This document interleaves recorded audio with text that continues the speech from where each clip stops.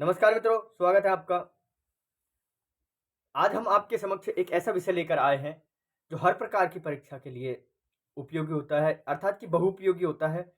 और ख़ास तौर पर अगर आप शिक्षा संबंधी परीक्षा दे रहे हैं या फिर आप नागरिक शास्त्र और राजनीति विज्ञान संबंधी जैसी कोई परीक्षा दे रहे हैं, तो अवश्य ही आपको इन प्रश्नों का सामना करना पड़ता है कि फला आयोग कब बना, ये कब बना। और अगर आप शिक्षा के क्षेत्र में जुड़े हुए हैं, तो अवश्य ही आपको शिक्षा आयोग से संबंधित और शिक्षा के संबंध में जो आयोग बने हैं, उनके संबंध में आपको प्रश्न आते हैं।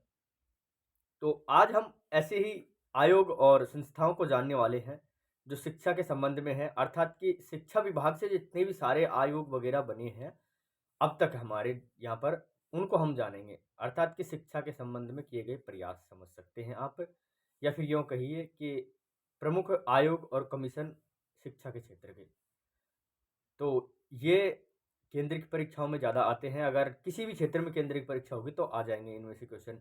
और अगर आप शिक्षा के क्षेत्र में हैं, तो हर जगह आप किसी भी जगह पे हो पूरे भारत देश में, इसमें से प्रश्न ज़रूर आएगा आपको। 1 या 2 प्रश्न हर सिलेबस में ये जुड़ा होता है पॉइंट आपका, ठीक है? तो सबसे पहले हम ये जान लें कि अभी जो हमारी शिक्षा नीति है, वो 2020 जो है वो लागू पूरी तरह से नहीं हुई है। और एनसीएफ भी नया बनने वाला था, वो भी पूरी तरह लागू नहीं हुआ है। तो एनसीएफ 2005 ही चल रहा है हमारा यहाँ पर। और संशोधित राष्ट्रीय शिक्षा नीति 1992 पूरी तरह लागू है, और 2020 वाली अभी तक लागू नहीं हुई है, ठीक है? अब आप एक-एक करके मेरे साथ में सबको रिवाइज़ कर लीजिए अगर आपने पढ़ा है तो, और आपने नहीं पढ़ा है तो एक बार ध्यान से सुन लीजिए, ठीक है? तो जब हमारा देश आज़ाद भी नहीं हुआ था, उससे पहले भी यहाँ शिक्षा चलती होगी अंग्रेज़ों के समय पे। तो कल्पना करिए उस समय पे कैसी शिक्षा चलती होगी और क्या प्रकार का हुआ होगा। तो आपने सुना होगा कि हमारे यहाँ पर अंग्रेजी का बहुत बाहुल हो गया था। और अगर आप हिंदी जैसी सब्जेक्ट के बैकग्राउंड से हैं, तो आपको अवश्य ही पता होगा कि यहाँ पर अंग्रेजी का बाहुल था। तो हुआ ये था कि लॉर्ड मैकाले के नाम के एक अंग्रेज अधिकारी आए। उन्होंने एक राष्ट्रीय शिक्षा नीति स्थापित करी, और उसी का नाम एक और होता है मैकाले आयोग, 1835 में, ठीक है? 1835 में। तो मैकाले ने क्या किया कि पूरी तरह भारत की शिक्षा नीति को इस प्रकार के तहस-नहस कर दिया कि पूरी अंग्रेजों की पद्धति अपना दी, अंग्रेजी को भाव दे दिया, और हमारी यहाँ की नीति संस्कार सब कुछ भुलाने की कोशिश कर दी, ठीक है? तो उस समय पे कुछ किया नहीं जा सकता था, लेकिन धीरे-धीरे उसके बाद में भी कुछ प्रयत्न हुए जो अंग्रेजों ने ही अपनी तरफ से किए थे।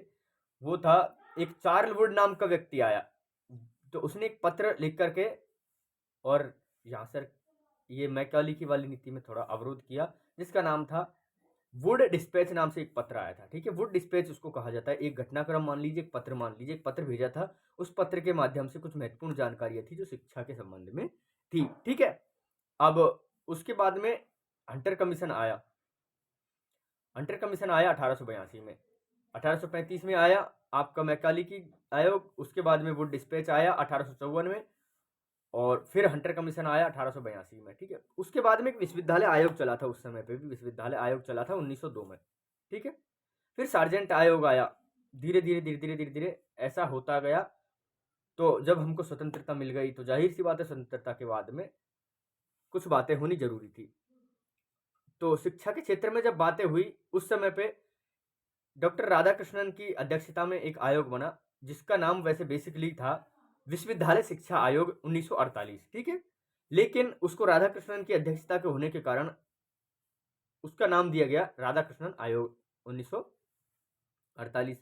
इसको शिक्षा आयोग भी कहा जाता है, विश्वविद्यालय शिक्षा आयोग भी कहा जाता है। जैसे कि मैंने आपको बताया, प्रथम आयोग था उच्च शिक्षा के लिए ये बनाया गया था। सबसे पहले ही उच्च शिक्षा पे ध्यान दे दिया।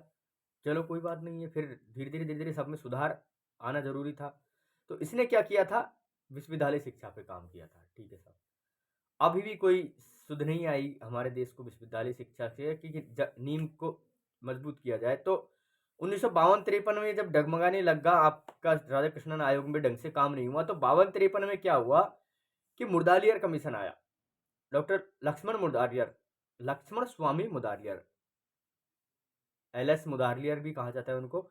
तो मुदालियर जी ने क्या किया कि माध्यमिक शिक्षा के लिए काम किया कि भाई विश्वविद्यालय से क्या होता है, माध्यमिक शिक्षा तो मजबूत होनी चाहिए। तो माध्यमिक शिक्षा के लिए उन्होंने काम करने के लिए, देखिए पहले विश्वविद्यालय शिक्षा पे सुधार हुआ, फिर माध्यमिक शिक्षा पे सुधार होने की कोशिश हुई, तब आया था हमारा लक्ष्मण मुदालियर की अध्यक्षता में मुदालियर आयोग, ठीक है। और उस पे माध्यमिक शिक्षा पे ध्यान दिया गया। और भी बहुत सारी बातें हैं, लेकिन इनका 3-4 चीजें आप ध्यान रखिए। परीक्षा में आपसे कुछ नहीं पूछा जाता है, उद्देश्य पूछा जा सकता है अगर आप शिक्षा के क्षेत्र से हैं तो बस, अन्यथा बड़ी परीक्षाओं में पूछा जाता है तो वहां पे सिर्फ आपको इतना पूछा जाता है फला आयोग का अध्यक्ष कौन था, फला आयोग की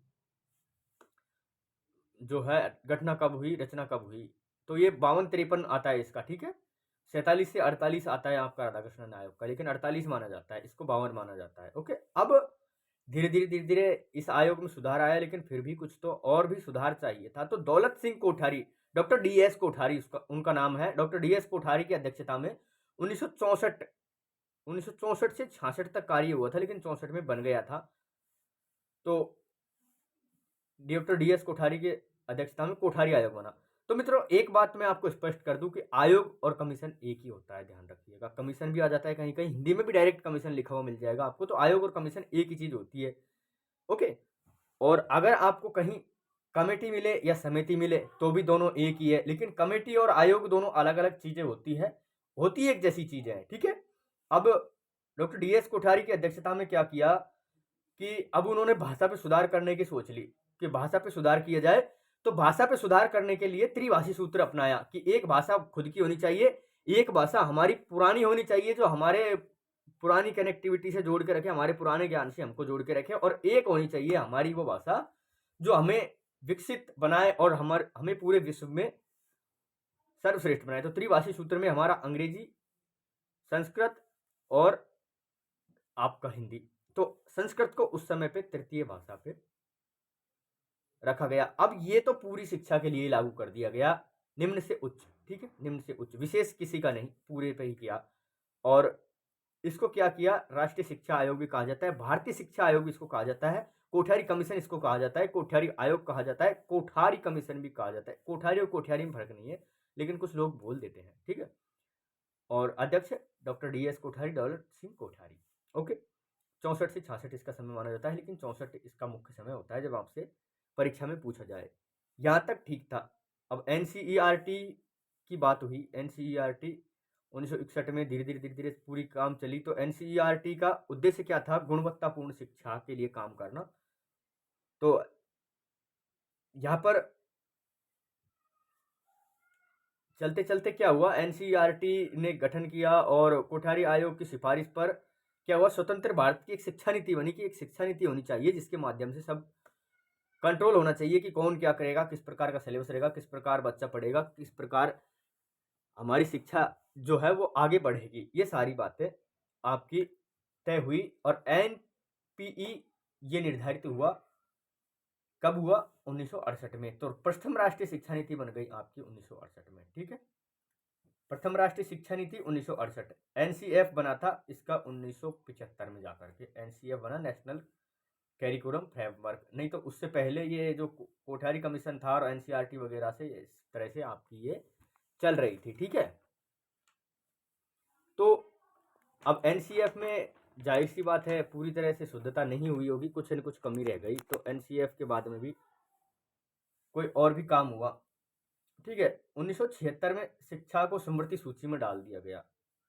पहले दूसरी सूची में था, संघ सूची में, उसको स्मृति सूची में डाल दिया गया। राज्य और वो दोनों ही काम करेंगे इसमें, ठीक है। 1975 के अधूरे कामों को पूरा करने के लिए क्या किया, फिर एक संशोधित शिक्षा नीति आई। थोड़ा सा उसमें संशोधन हुआ 1978 में, ठीक है। लेकिन उसको संशोधित शिक्षा नीति कहा नहीं जाता है, संशोधन इक्के दुक्के हुए। कुछ राज्यों में क्या हुआ कि 10+2+3 की शिक्षा नीति लागू हुई, कुछ में 10+1+3 की लागू हुई। और अभी भी कुछ जगह पे ऐसा ही होता है। उत्तर प्रदेश में आपने सुना होगा कि 10वीं के बाद में डायरेक्ट कॉलेज में चले जाते हैं, इंटर कॉलेज बोलते हैं लोग, तो वो वही होगा। इस तरह से ही होता है ये 10+1+3 का मामला है ये, ठीक है। 12वीं पे कॉलेज में चले जाते हैं लोग। तो एनसीएफ दूसरा वाला कब बना, एनसीएफ पहला हुआ 1975 में, दूसरा एनसीएफ आपका बना 1984 में। इसमें कुछ सुधार करने के लिए तो एनसीएफ पहले बनता है, शिक्षा नीति बाद में बनती है, लेकिन पहले वाला जो था वो पहले शिक्षा नीति बनी थी 1968 में, फिर एनसीएफ बना था। लेकिन अब की बार क्या है, एनसीएफ पहले बनना शुरू हो गया और तब से पहले ही बनता आ रहा है। एनसीएफ बना आपका नेशनल कैरिकुलम फ्रेमवर्क होता है एनसीएफ का मतलब, ठीक है। अगर आप एजुकेशन से तैयारी कर रहे हैं तो ये जानकारी आपको बिल्कुल काम आएगी, लेकिन पूछ लिया जाता है इसीलिए मैं आपको एनसीएफ भी बता रहा हूँ। अब एनसीएफ 1964, सॉरी 1984, 64 नहीं, तो दूसरी शिक्षा नीति जब बनी थी 1986 की, तो इसी के आधार पर बनी, ठीक है। अब उस समय पे क्या एक प्रावधान हुआ था, इसमें मुख्य है, आप नोट कर लीजिएगा, 9वीं में विषय लेने का प्रोग्राम हो गया था।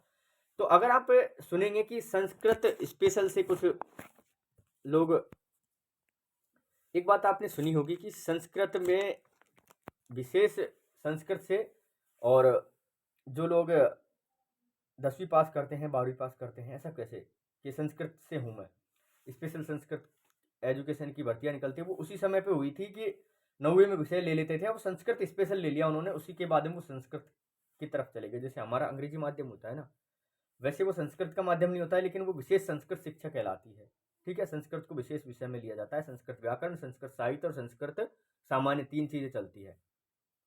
अब 9वीं में विषय लेने का जो था उसको हटा भी दिया, यहाँ पर पहले लिया जाता था, बाद में 1986 में हटा दिया, माफ करिएगा, ठीक है।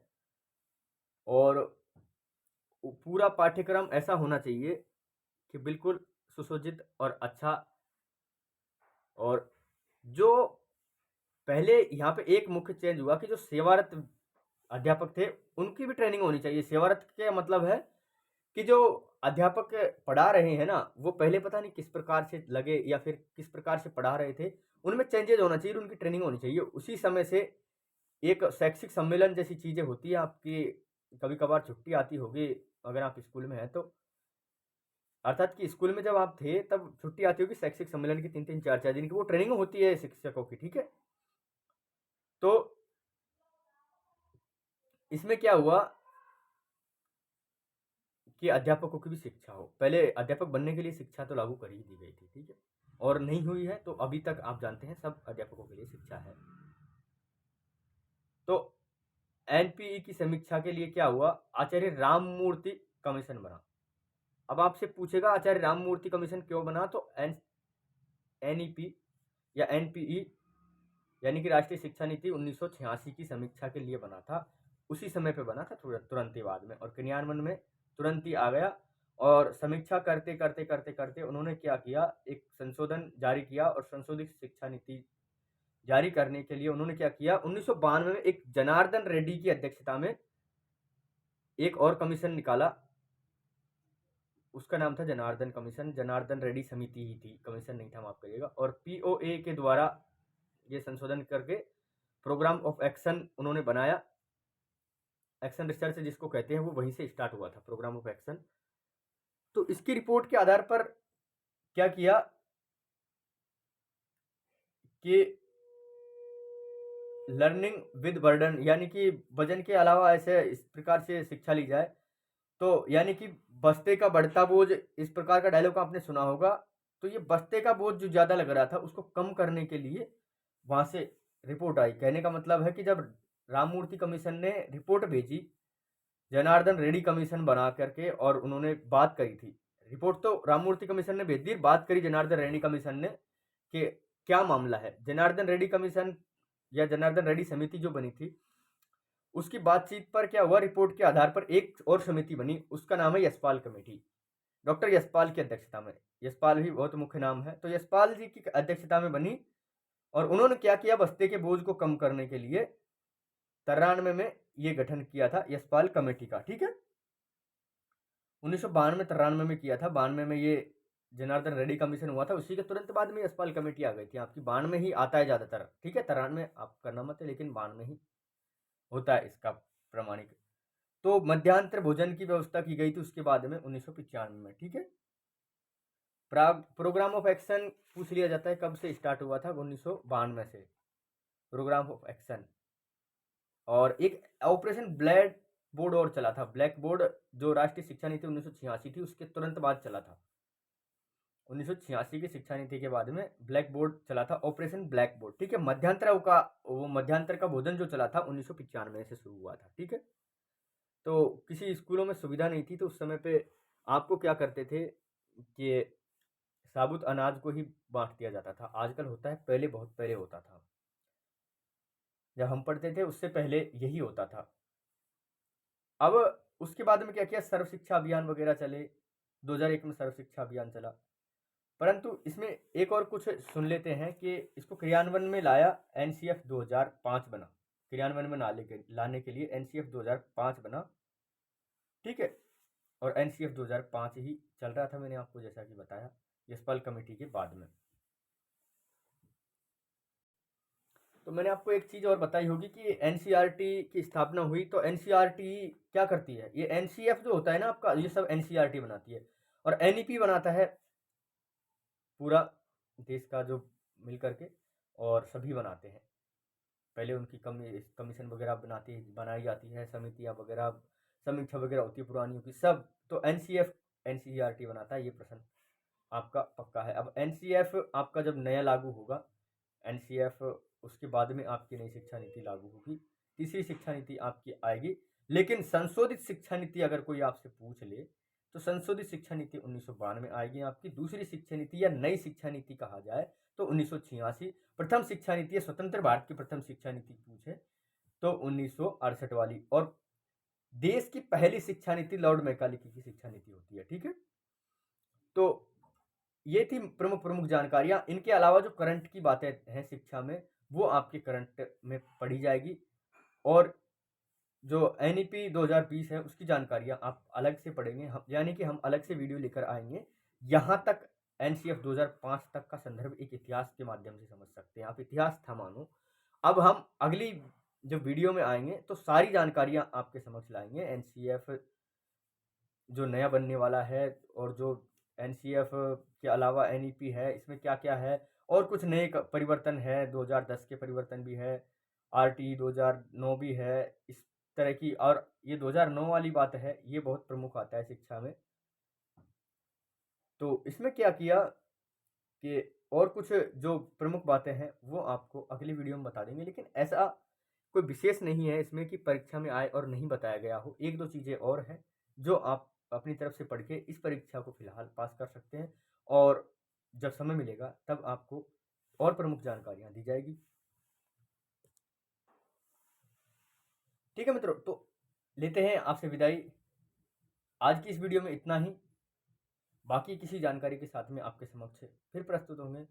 लेते हैं आपसे विदाई, नमस्कार, धन्यवाद।